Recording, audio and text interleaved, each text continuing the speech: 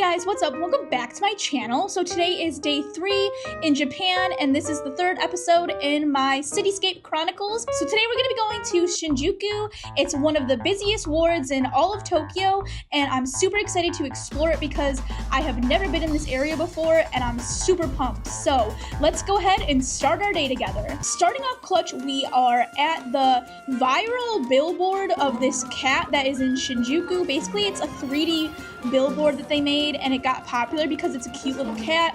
Literally was so excited when I saw this. I was like, oh my god, we're finally here, we get to see the cat. So the first place that we decided to stop at was the Shinjuku Disney store. Now, I'm not a Disney adult, but I was sucked into this store because they were advertising the Loki show on the big screen in front, so you already know that I had to go in. So you walk in and you feel like you're at Disneyland. Like, I'm in Disneyland right now. Like, literally, we're on the main street and I'm in the store. They had this really cute chandelier that was a Cinderella theme, which I thought was beautiful. So the first thing that caught my eye was the Winnie the Pooh section because they had so many cute keychains, and I am a keychain girly. I love keychains. Literally, I'm like the person that has a trillion keychains on their purse. So then I came across this melon pond themed Tsum Tsum, which was so cute. So after that, I came across another section that was basically girly girl theme. They had a bunch of really cute pink items for sale. The one thing that caught my eye though was this really cute Marie cat hat. The last thing that I wanted to show you guys was that they had this cute little Sakura themed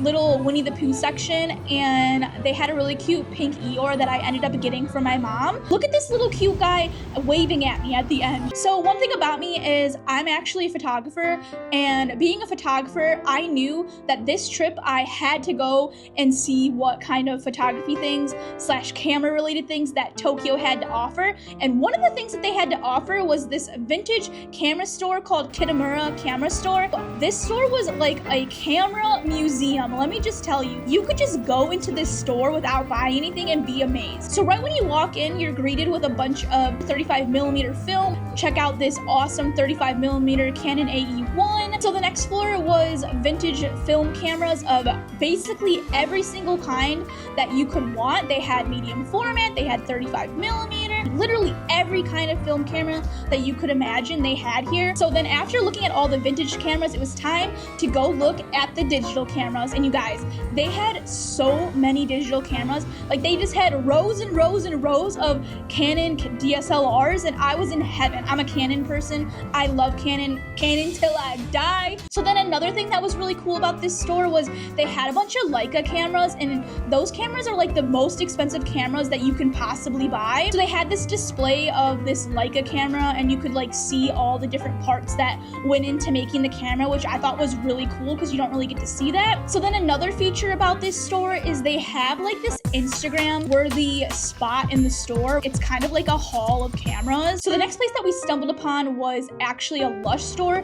This Lush store was the biggest Lush store I've ever seen. This Lush had so many items. It was crazy. Like, they were fully stocked on everything. So let's go up the escalator and see what they got upstairs. So you go upstairs, and this floor was giant. What really got me was they had this giant wall of like every bath bomb. So the next section that was really cool was this section where they showed the ingredients that go into the bath bombs, which I thought was really nice. If you're like a visual person, you might enjoy this aspect of the store. So I saved the best for last for you guys, and it's this little section in the Lush store that has these giant shower jellies. Now, they weren't just shower jellies though, because if you go and you touch the shower jelly, it makes a sound. So you know I had to make a song. Here's my song, guys.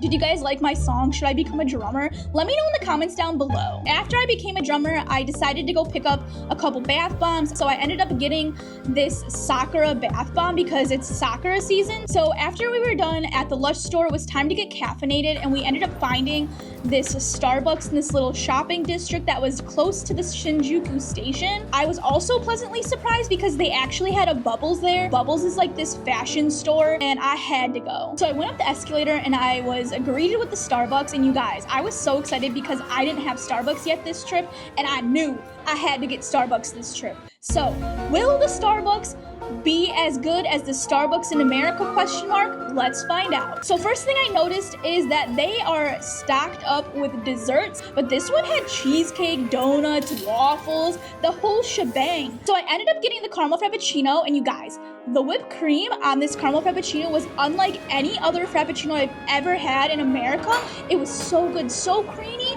It was delicious. Once I was caffeinated, it was time to shop. First on the list was bubbles, and I was so excited to go into this store because if you know about J Fashion, then you know. So you go in, and the store is pretty small, like really small, honestly. So I really wanted to get one of the set pieces that they had for sale, but unfortunately, it did not fit. But please take a look at all the beautiful fashion because it looks so cute, you guys. I love it. One thing that I would like to note is that the worker wrapped up my little bag because it was raining out. They would never do that in America, so I really like that. So as I was just exploring the little shopping area, I came across this other store. You guys should take a look at what the store is called.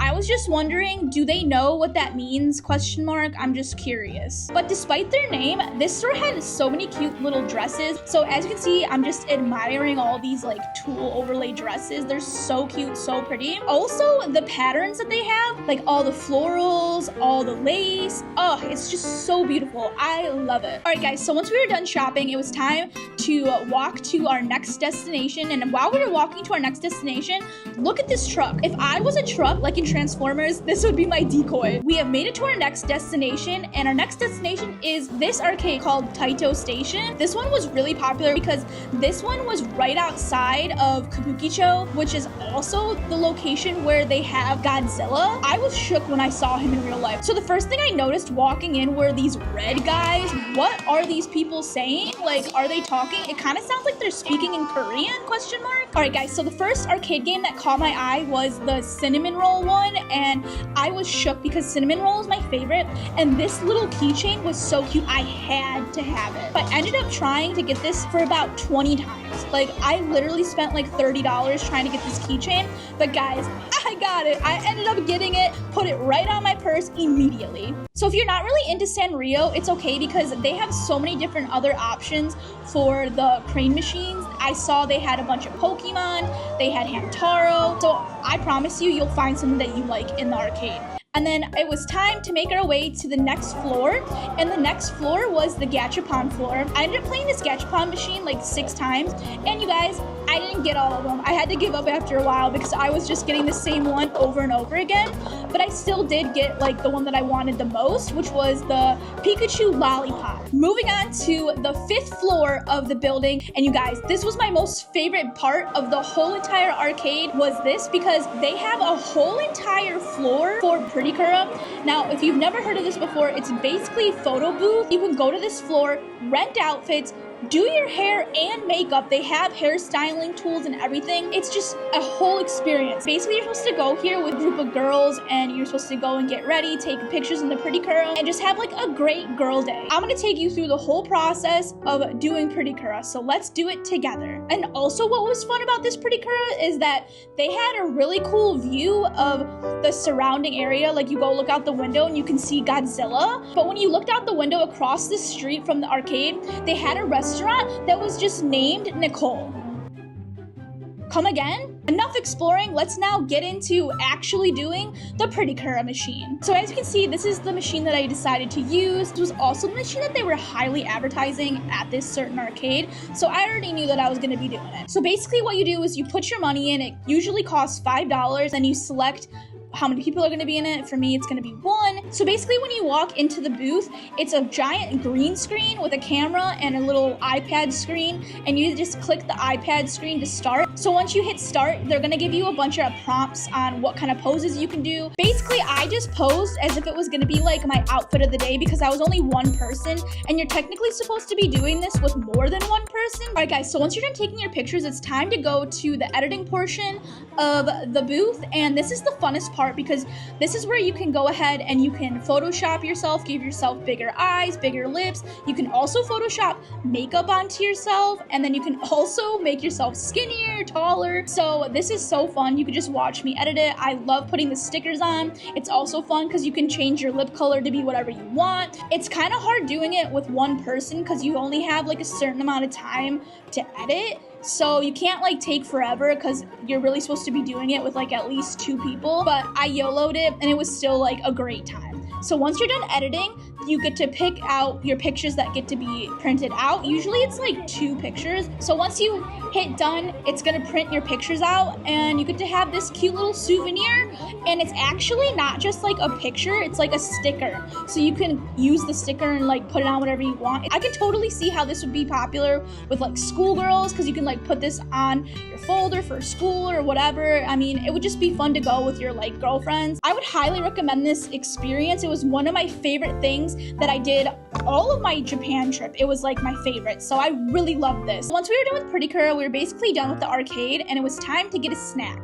And we decided to go to this restaurant called Yoshinoya. Now, this is a pretty popular chain restaurant in Japan, and it specializes in rice bowls, and not just any rice bowl, but beef rice bowls. And we were so excited to go here. So they actually had a Kuromi collab going on during the time that we were going. So I did ask the worker if I could buy something from the Kuromi line, but they were sold out, so sad face. So you walk in and this particular Yoshinoya was pretty small, so we just ended up getting like a seat in the back. And what's fun about this restaurant is that everything is done on the iPad. You don't have to talk to anybody. It's super simple. So you just do everything on the iPad and you can change the iPad to English, which is really nice for foreigners like myself.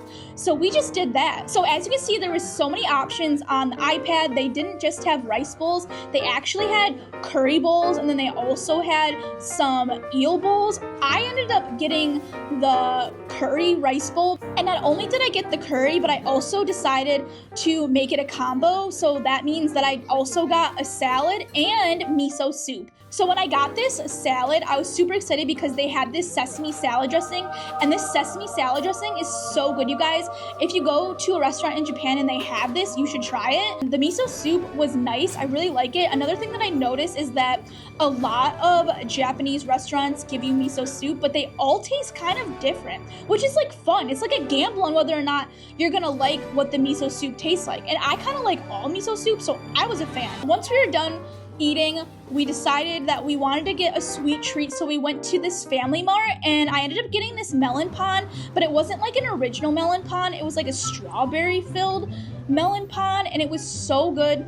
The texture is like crunchy on the outside, creamy on the inside. Amazing. Highly recommend you trying a melon pan at your next Japan trip. So once we were done eating, we decided to go blow off some energy by going to another arcade. This was just like a generic arcade, but right when we walked in, I saw this claw machine that had Totoro in it, and I was like, this is so cute. So after I found Totoro, I found an even cuter gachapon machine that had these really cute hair clips that had a bunch of like little ducks on it, and I was so happy because I actually got the one that I wanted. I got the pink one. So I was super excited about that.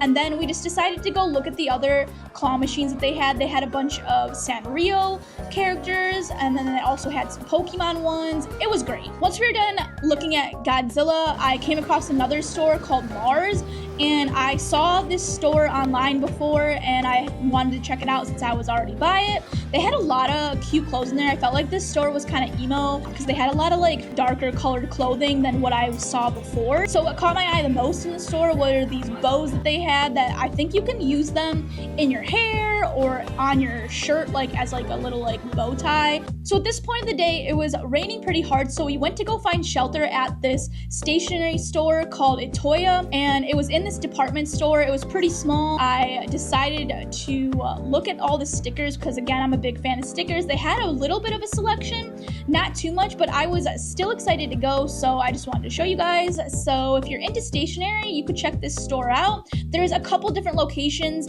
This one was just the one that we ended up finding that was closest to us, but they do have another one in Shinjuku that's apparently 12 floors. So after going to Itoya, it was time to make our way back to the hotel because we were pretty tired. So before we get back to our hotel, I just wanted to show you this vending machine. I ended up getting this grape Fanta out of the vending machine, and it was so good. I love grape things, so I knew I had to try this. It was A+. So once we were done drinking our drink from the vending machine, it was time to head back to our hotel. And basically our hotel was right next to the National Diet Building, and if you guys don't know, that's where the president lives of Japan. So this area is like really nice, but it's also pretty quiet. So once we got back to the hotel, it was time to do onsen for the first time. And you guys, my hotel had a public onsen that you could go into for free anytime you want since you are staying at their hotel. So let's go ahead and dive right into this experience because it is an experience. So at my hotel, they had an onsen on the 17th floor, and it was separated by male and female. So one side was for males while the other side was for females. So the first thing you see when you walk in is a little section for where you have to put your shoes because you're not allowed to go in with your shoes. Spoiler alert, you're actually not allowed to go in the onsen with any clothing at all. You have to go in naked. You cannot wear your bathing suit. No, off limits. You have to go in naked. So once you walk into the little locker room, you'll see that there's a little spot where you can do some laundry. They have a laundry machine and a dryer, but the dryer doesn't really work, so you have to hang your clothes up, but that's for another story. So once you put everything in the locker, including your towel and everything,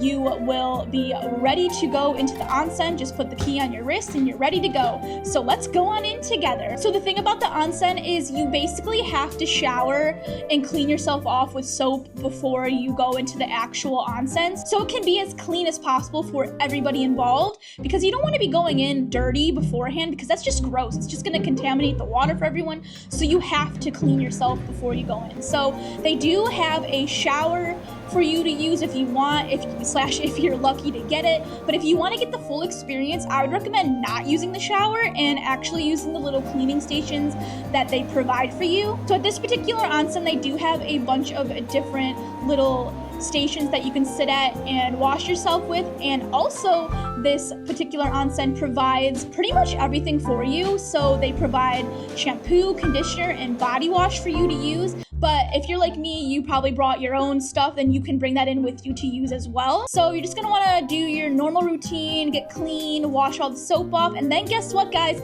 It's time to go in the actual onsen. So this onsen actually had two different kinds of baths. The first bath that they had was inside the building where the washing station was. So what you wanna do before you get into the bath to get used to the water is they actually have a little station with a bucket that you can pour the water on yourself, and this is actually called Kakeyu, and this is the term used for getting used to the water before you get in, so it's not like a shock to the system. But if you like your water nuclear hot, you don't have to do this. You can just jump on in. Side note, you want to make sure if you have long hair that you put it up in a ponytail / a bun because you don't want to get any of your hair into the onsen because, again, cleanliness is key. So the inside onsen is really nice because it's about 100 degrees and they have jets in the onsen. So if you want to have more of like a hot tub experience, this is the bath for you. But if you don't really like jets, don't worry, we have another section for you. So once you've enjoyed the inside baths, it's now time to go outside and enjoy the open air baths. Now this was an experience. This was my favorite part of all of the bathhouse because you get to enjoy the elements of the outside with your bath. So it was raining this day, so it was extra special. So when you go outside, there are 3 baths that you can go into. They have 2 individual baths for 1 person per bath, and then they also have another rectangular bath that does not have jets and is a little bit hotter than the inside bath. So if you like your baths really hot, you will love this. As you can see, these little circular baths are so cute.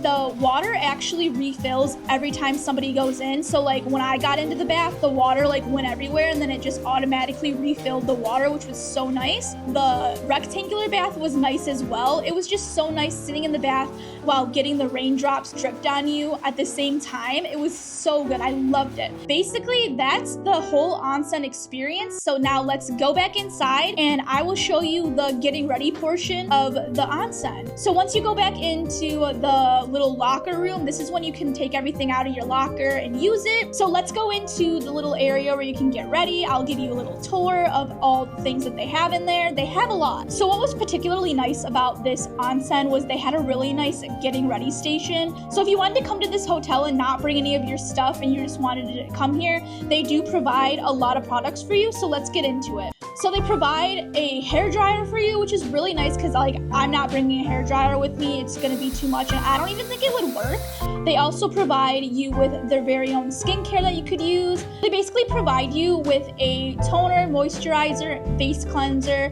hand wash, Q-tips, basically whatever you need to get ready, they have it. So that's pretty much the whole tour of the Get Ready With Me station. And once you're done getting ready, congratulations, you just did the whole onsen experience. Did you guys like it? Would you guys do this? Let me know in the comments down below if you would be brave enough to go in the onsen yourself. So once you're done with the onsen, there is one last thing that you could do. So they actually had a little sky view viewing area on the 17th floor across the way from the little onsen area. And this was so cool. So basically you need your card to get in, but you use your card, you get in, and they have a little vending machine with a bunch of beer and other drinks that you can get. And what you're supposed to do after the onsen is you're supposed to drink a cold drink to help regulate your system. And then there's a bunch of seats where you can sit and watch the view, but it was kind of full when I went there, so I didn't do it. But here's the view of the little sky view. So after the onsen, it was getting pretty late, so we were hungry for dinner. So for dinner tonight, we decided to go to Koko Curry. If you guys have never heard of Koko Curry, basically it's a Japanese curry chain restaurant that is all over Japan, and it's super popular because it's cheap and affordable and it's fast. So let's get into it. So we walk in, and this particular Koko Curry was pretty small, and we ended up sitting at the counter, so we got to experience what it was like to be a salaryman in Japan by sitting at the counter. So what's also nice about this Koko Curry is that you don't have to talk to any of the waiters. You can just do everything on the iPad, kind of like in Yoshinoya. So as you can see, there's so many different options on how you can get your curry. Like literally whatever your heart desires, you pretty much can get it. So what I ended up getting was I got the fried chicken cutlet, and then I also got medium-sized rice because I was extra hungry, and then I got mild curry with added vegetables to it. And this, you guys, was so good. Like, I can't describe to you how good it was. Like, literally party in your mouth. I think about this all the time. Like, I have dreams about Koko Curry, you guys. Like, I'm obsessed. Let me just show you the goods. They give you a spoon, and they also have water at your little spot, so you can just pour your own water. And then they have a towel to clean your hands off because you don't want to be dirty. And then once you order everything on the iPad, the waiter will just bring you your food to your little station. But with that being said, here is the glorious Koko Curry. Guys, just take a look at it. It looks so good. Wow. Don't you wish you could just like grab this out of the screen and just eat it? 10 out of 10 stars. I'm gonna give this a 12 out of 10 stars. Yeah, you heard me right. It just got extra credit. So yeah, that's what I think about Koko Curry. So then after we went to Koko Curry, we decided to walk outside a little bit, and we ended up coming across this T&TIII's, and I was so shook because like I have to go to T&TIII's because I watch Japan vloggers, but I watch Ryan Chorus and he always raves about T&TIII's, so I knew that I had to go there because of Ryan Chorus. So we go into T&TIII's, and I again was persuaded by their advertisement outside. I ended up getting this almond milk latte. It was really good, you guys. But what shook me the most about this T&TIII's wasn't the coffee, but it was actually the interior. The interior was Harry Potter themed. Yeah, you heard me right. It was Harry Potter themed. I was shook, you guys. I couldn't believe it. I was like, question mark, why is it Harry Potter themed? So anyways, so as you can see, they have a bunch of merch. They had Slytherin, Hufflepuff, and Gryffindor little teddy bears dressed up. So if I had to rate this T&TIII's, I would give it a 7 out of 10 for its decor.